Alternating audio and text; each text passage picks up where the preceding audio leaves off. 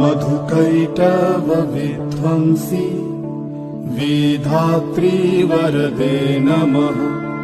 रूपं देहि जयं देहि यशो देहि दिशो जहि। महिषासुरनिर्नाशी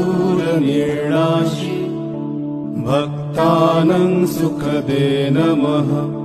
रूपं देहि जयं देहि यशो देहि दिशो जहि। धूम्रनेत्रवधे देवी धर्म कामार्थदायिनी। रूपं देहि जयं देहि यशो देहि दिशो जहि।